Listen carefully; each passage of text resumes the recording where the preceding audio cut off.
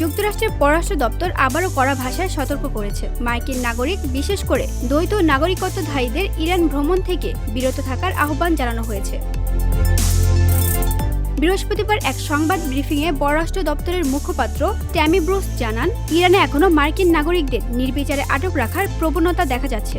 বিশেষ করে যারা দ্বৈত নাগরিকত্বধারী তাদের গ্রেফতার, হয়রানি বা দীর্ঘদিন আটক থাকার ঝুঁকি অত্যন্ত বেশি। বর্তমানে অন্তত ৩ জন মার্কিন নাগরিক গুপ্তচর ভিত্তির অভিযোগে ইরানে আটক রয়েছেন। যুক্তরাষ্ট্র মনে করে এসব অভিযোগ রাজনৈতিক উদ্দেশ্য প্রণোদিত।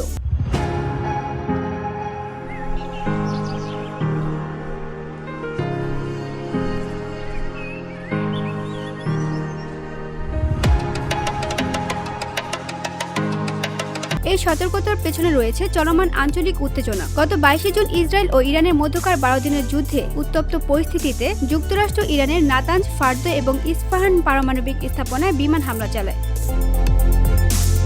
ইরানি কর্তৃপক্ষ স্বীকার করেছে, এই হামলায় পারমাণবিক অবকাঠামোতে ব্যাপক ক্ষয়ক্ষতি হয়েছে। এর পাল্টা জবাবে ইরান কাতারের আল উদেইদ মার্কিন বিমান ঘাঁটিতে ছুড়ে মারে 14টি ব্যালিস্টিক ক্ষেপণাস্ত্র।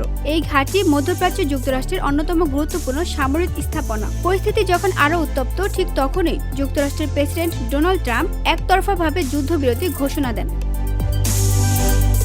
চলমান এই উত্তেজনার মধ্যে ইরান ভ্রমণ এখন অত্যন্ত ঝুঁকিপূর্ণ। সতর্ক অবস্থানে রয়েছে যুক্তরাষ্ট্র সরকার। VOD Bangla news desk.